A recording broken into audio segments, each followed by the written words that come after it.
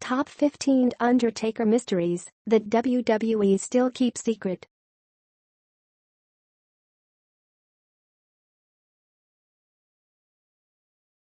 If you are brand new to our channel, we invite you to take a moment to subscribe. Just click on the lit red button as well as the gray bell. Why the bell? Well, it will let you know every time we post a new video. 15.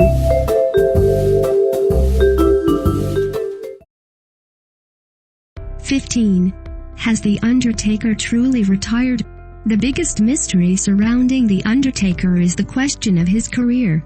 We saw Roman Reigns defeat the Deadman at WrestleMania, becoming only the second man in history to claim the title of victor over The Undertaker on the grandest stage. The Phenom then proceeded to leave his famed apparel in the ring, before disappearing into the mist, presumably for the last time as his long and illustrious career finally came to an end. But is that what we really saw? According to numerous sources and a promotional image by WWE themselves, The Undertaker is set to make a comeback during Raw's 25th anniversary special in January 2018. Some speculate that his induction into the Hall of Fame will be announced on that day, in conjunction with the announcement of his retirement. But others speculate that The Undertaker is still not done with WWE. As WrestleMania comes around once again, so do rumors of The Undertaker having one more match in a squared circle. Some say this will be his final bow, but that statement has been made multiple times over the last few years. The biggest mystery right now is trying to figure out what the future of The Undertaker may be, if any, and if the Deadman will rise once again, as he always has, to slay yet another rival in the ring.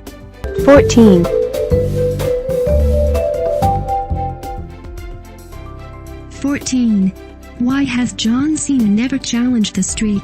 There's something very odd about The Undertaker's legendary WrestleMania winning streak, and it revolves around John Cena. For whatever reason, John Cena, the top dog in the business and one of the biggest draws WWE has ever had, has never had a shot at breaking the streak. Why is that? It may just seem like a matter of timing, but John Cena has been on several non-headline matches at WrestleMania, which would have given WWE the perfect opportunity to schedule him into a match with the Deadman.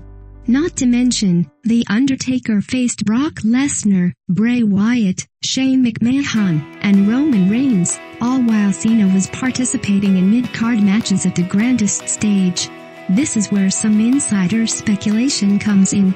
There have been rumors that John Cena was kept away from The Undertaker at WrestleMania for a number of reasons, one of them being that either one or both of these massive superstars had problems facing each other. But surely a couple of professionals like Taker and Cena would have understood the kind of money that match would have made, right? There have been several times when The Undertaker has physically provoked Cena too. Taker even gave Cena the Tombstone Piledriver once on Raw, even though they were teammates, yet none of these altercations amounted to a proper feud. Apart from rumors of a backstage mandate against them having a feud, no one seems to know why this match has never been booked, even though it's a dream match just waiting to happen. It would have been the marquee feud. So what's the real story behind John Cena never facing The Undertaker at WrestleMania? Are those whispers in the wind truer than we tend to believe? 13.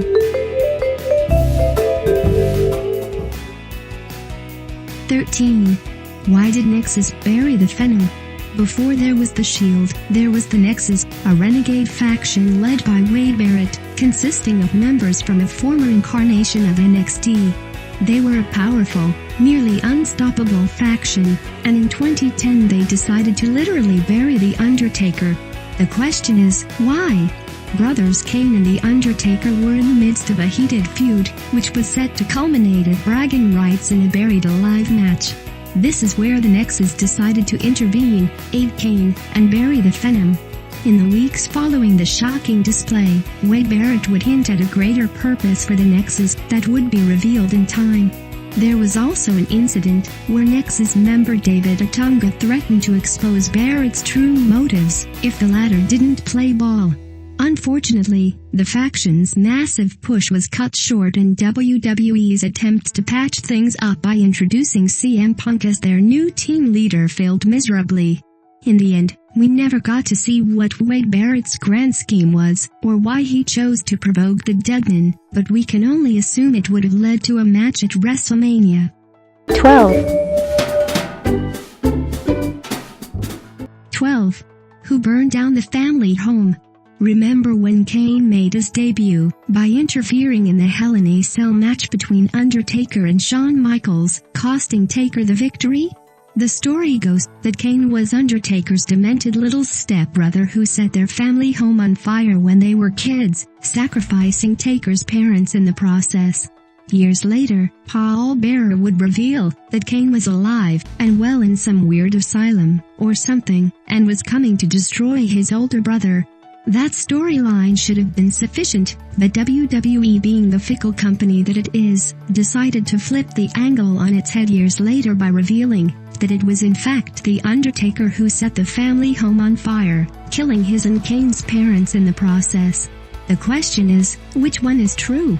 The storyline was retconned yet again in the early 2000s, when commentators would hint at Kane's vile past and how he set the family home on fire.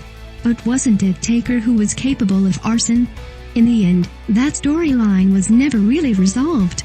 They both seemed to want revenge on each other for killing their parents, and then sometimes that storyline is completely ignored altogether. 11. 11. What's in the urn? Seriously, what's in the urn? For the longest time, the mythical urn was said to be the source of the Undertaker's power. Back in the early 90s, Paul Bearer would use the urn to not only summon the Undertaker to the ring, but also to restore the Deadman's strength in moments of desperation. Over the years, we've seen the urn change form. It came in different shapes and sizes, and at times it would unleash a beam of light, as though giving the Phenom the power he needs to vanquish his foes. However, the contents of the urn have always been a mystery. Did the writers just not care to think of an explanation? Commentators back in the day would speculate that the urn contained the ashes of Taker's parents, which sounds morbid as hell, but so is a walking undead wizard. Other times, the urn would be contained to an ancient power that gave Undertaker his immortality. Then there's the rampant fan speculation and supposed backstage rumors that state the urn was supposed to house the soul of the original Undertaker, a gatekeeper of sorts who lived centuries ago, perished, and now walks the earth as an immortal warrior who also beats people up for a living. 10. 10. What was the lost message of 2/21/11? One of the best promos leading into WrestleMania 27 back in 2011 was the silent stare down between Triple H and The Undertaker. It was a perfectly executed confirmation of the long-awaited rematch between the two veterans on the grandest stage. The Undertaker returned to Raw on a night leading into the big event, but was, rudely, interrupted by Triple H before he could get a word out. The two would pretty much confirm their impending battle without uttering a single word. But the question still remains, what was The Undertaker's original message? In the weeks leading into the Deadman's return, the numbers 2/21/11 would appear on screen, signaling the date, yet Taker's message was cut short by Triple H also making his highly anticipated return to Raw. Obviously, in reality, the setup was for Triple H's return to be the ultimate swerve surprise. But storyline-wise, we still have no idea what The Undertaker's original message was. Plot hole lost mythos. We'll just never know. 9. 9. Did The Undertaker want Wrack to end him? Before The Undertaker's legendary WrestleMania winning streak was broken, superstars would wait in line, or go so far as to challenge the Deadman for a shot against him on the grandest stage of them all. Having a match against the Phenom at WrestleMania was considered a hallmark achievement for many, even if they didn't come out victorious. So why was it that The Undertaker challenged Brock Lesnar to a match at WrestleMania 30 in 2014, instead of the other way around? Fans have long speculated that the reason Taker personally provoked Lesnar was because the veteran warrior needed to find an end to his undefeated streak at WrestleMania, and he believed, if anyone could dethrone him, it would be the Beast incarnate. For better or worse, The Undertaker was right. After his defeat at the hands of Lesnar, Taker himself admitted during a promo that streaks were made to be broken.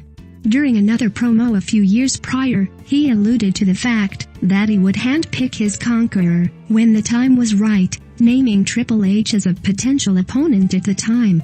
It's a bittersweet notion, but like all great warriors, maybe The Undertaker was truly looking for a glorious end after years of carrying victory on his shoulders, and he finally got it at the hands of Brock Lesnar. 8. 8. Who were the Sisters of Darkness? The origins of the Sisters of Darkness are somewhat unsettling, because they showed up during a time when The Undertaker had detached himself from his darker mythology. Yet, that same darkness seemed to still follow him around, guiding, protecting, and even heralding his presence. As the American Badass, The Undertaker was all about bikes, boots, and big evil bandanas, but the three eerie sisters would still occasionally show up on screen to signal his entrance or his return. So who were they? No one knows for sure who these three little girls are, and the sisters themselves haven't made an appearance, vocal or otherwise, for nearly a decade now. The last time they were heard was during Undertaker's promo hyping his return at Unforgiven 2007 for his match against Mark Henry, but writer-producer Max Landis has some pretty interesting, albeit dark, theories about the girls. In his extremely popular take on the fantastical world of pro wrestling called Wrestling Isn't Wrestling, Landis states that The Undertaker used to head a cult that sacrificed these girls, turning them into the infamous Sisters of Darkness. However, many fans believe that Landis's take is the twisted version of the story, when in truth The Undertaker actually rescued the sisters from damnation, which is why they help guide and resurrect him when they're needed, sort of like sirens or the Sisters of Fate in Greek mythology. 7. 7. What was Big Show's Phase 2? Remember when Undertaker was training Big Show as his protege? That didn't last very long, did it? In reality, The Undertaker suffered an injury and needed to take some time off, stalling the Big Show Undertaker storyline right in its tracks. The two behemoths had formed a powerful alliance back in 1999, and were dominating the ranks as a tag team, with the legendary Undertaker taking the relatively fresh Big Show under his wing as a disciple of the dark arts. Taker's conditions were simple. If Big Show proved himself worthy of Taker's time and energy, then the giant would graduate to Phase 2 of The Undertaker's teachings. For better or worse, Phase 2 never happened, because The Undertaker took a leave of absence for nearly a year, and returned as a completely remodified persona, the American Badass. While rumors of leaked scripts state that Phase 2 of Big Show's training would have included darker elements of magic and mysticism, no one knows for sure what would have happened had The Undertaker not been injured at the time. 6. 6. Was The Undertaker running from the dark? Speaking of the American Badass, we all know why The Undertaker returned to WWE with an overhauled persona back in 2000. The company was slowly moving away from the bizarreness of the Attitude Era, and began forming more realistic characters, and the Badass was a huge element of that movement. But in terms of storyline, there was more to the American Badass persona than WWE led us to believe. For instance, before his buried alive match against Vince McMahon in 2003, The Undertaker taped a promo at a graveyard and explicitly stated that he deliberately kept away from the darkness for a reason, and never expected to return. The match itself would be his final appearance as Big Evil, and he would eventually return as classic Undertaker at WrestleMania 20. In the early 2000s there were rumors about WWE wanting to highlight The Undertaker's conflict with his darker persona as a way to explain his change in character, but it just never happened. Apparently the real reason behind Taker's drastic shift in character, something that was meant to be a major storyline, was shelved and never explained. 5. 5. Who was Hade Vansen? Hade Vansen was a very peculiar character, and the events surrounding his ominous message reek of mystery to this day.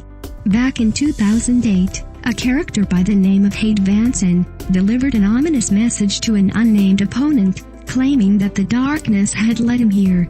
Hade Vansen never made his debut, and that mysterious video became infamously known as one of WWE's biggest unsolved storylines. Fans speculated from the beginning that Vansen was targeting The Undertaker with that message, and eventually numerous rumors started to surface that the plan was to have Vansen fight The Undertaker at WrestleMania for a shot at the streak. Some reports even linked Kevin Thorne, who was posting cryptic messages on his social media accounts around the same time, to the angle, stating that Vansen and Thorne would form a cult to dethrone the legendary Phenom of WWE. What's more interesting are the expanded mythologies linked to Hade Vansen's message. Rumor has it that Vansen was an ancient enemy of the Deadman, now reincarnated to exact revenge on The Undertaker. 4. 4. Was Taker Bray Wyatt's ghost? Speaking of mystic entities, ever wonder what happened to Bray Wyatt's frightening apparition? Back in 2014, Dean Ambrose and Seth Rollins were in the middle of a heated rivalry, and it all came to a head inside Hell in a Cell. Just as Dean Ambrose was about to secure a victory, he was interrupted by flickering lights, the appearance of mist, and a ghostly figure in the middle of the ring, before being bulldozed by Bray Wyatt. Bray Wyatt went on to explain that the ghostly figure that showed up in the middle of the ring was definitely not Sister Abigail, and implored fans to look closer at the familiar figure. Speculation started to run rampant that the hologram was actually a vision of the future, signaling that Bray Wyatt's next target would be none other than The Undertaker. Surely enough, the Eater of Worlds would face the Phenom the following year at WrestleMania. 3. 3. Did The Undertaker really eliminate Maven? This is one of pro wrestling's greatest and longest running unanswered questions, and it just so happens to involve The Undertaker, and a former rookie wrestler and tough enough winner, Maven. It's important to note that Maven was in the middle of a push at the time, and what better way to make an impact than by eliminating the biggest dog in the yard, Big Evil himself, from the Royal Rumble. After taking The Undertaker out of the match in arguably the greatest upset in the history of the tournament, the Deadman would get back into the ring and destroy Maven's chances of winning the Rumble by eliminating the rookie from the match. The problem was that Maven was never legally eliminated. For one, Taker was already removed from the match, so him throwing Maven through the second rope shouldn't have qualified as an elimination. Second of all, Maven never went over the top rope, which means he should have been able to continue the match.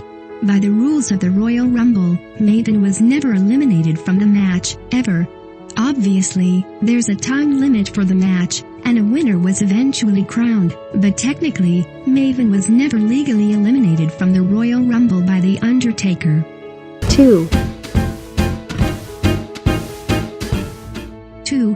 What happened after the Ultimate Betrayal? Back in 2004, Paul Heyman had gotten hold of the mystical urn and used it to torment The Undertaker. Then at the Great American Bash, Heyman captured Paul Bearer and held the latter hostage in a cement mixer match. If The Undertaker didn't do as Heyman suggested, Bearer would be submerged in a ton of cement. Although Taker managed to shoo Heyman away, he then proceeded to lower the cement lever himself, ending his longtime manager and ally in the process.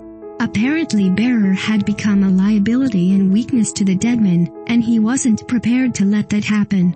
It wasn't exactly highbrow storytelling, but it was entertaining for the time. Fast forward a couple of years later, and in walks Paul Bearer again, as if nothing had ever happened. Bearer was once again embroiled in a heated Brothers of Destruction feud, and there was no mention of Taker's betrayal and worse, no real explanation. While a lot of what happens between The Undertaker and Kane is left loose and hanging, you'd think that burying a guy in cement would at least have some minor implications, and warrant some kind of explanation, however ridiculous. 1. 1. What happened to the other Undertaker? The Undertaker vs. Undertaker storyline at SummerSlam 96 wasn't the smash hit WWE thought it would be. The angle was cheesy even for the 90s, and the match itself fell flat, and had little to no long-term implications. But what exactly happened to that other Undertaker? After the heavily promoted match ended, and the real Deadman defeated his doppelganger, the latter vanished from WWE. But the rumor mill never stopped turning when it came to this critically panned, yet extremely memorable match. Take these rumors with a grain of salt, but insider information back in the day told of a cancelled storyline between The Undertaker and The Underfaker, in which the faker would be controlled by the $1 Million Man, Ted DiBiase, ironically, the same man who introduced The Undertaker to WWE back at Survivor Series 1990. For better or worse, the angle never came to fruition, and the fake Undertaker was never heard from again. However, the wrestler who portrayed the impostor, Brian Lee, became a somewhat prominent name in ECW back in the day. Lee would return to WWE in 1997 as Chains, a member of DOA, Disciples of Apocalypse. Yeah.